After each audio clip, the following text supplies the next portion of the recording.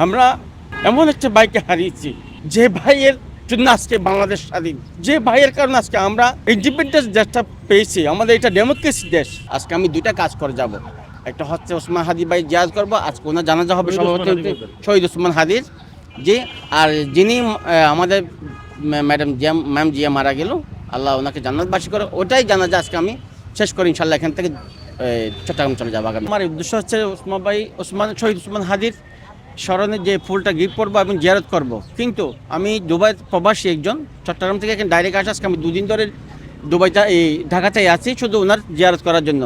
তো আজকে যে উদ্দেশ্য করে আমি এসেছি এই জায়গায়, আমার স্ত্রী আছে সাথে, আমার সন্তান আছে, এদিকে আসো। মূল কথাটা হচ্ছে যে কি, শহীদ ওসমান হাদির কারণে আজকে আমরা দেশটা খুঁজে পেয়েছি এবং হাজার হাজার শহীদরা এখানে রক্ত দিয়েছে যারা স্টুডেন্ট ছিলেন। বর্তমানে আমরা ওদেরকে অপেক্ষা করে যে আমাদের বাইরে শহীদ হয়ে বর্তমান মাটির মধ্যে শুয়ে আছে, এদেরকে আমরা সমর্থন করার জন্য নয়, জিয়াদ করার জন্য এসেছি। কিন্তু আমাদের একটা ভিতরে যে আবেগ, আমরা যে কতটুকু ভালোবাসি আমার দেশপ্রেমিকদের জন্য। মোনালিসা হেভি ফ্লো 15 পিস প্যাকেটের সাথে 8 পিসের একটি প্যাকেট একদম ফ্রি। আমি প্রত্যেকটা এখানে মুসলিম বাড়ি সবাই আছেন, আমার মুরব্বীরা এখানে আছেন, ভাইয়েরা আছেন, বোনেরা আছেন, প্রত্যেকের প্রতি আমার একটাই অনুরোধ, এটাই সারা বাংলাদেশের জন্য, যে ওসমান হাদি আমাদের কাছ থেকে বিদায় নেয়নি।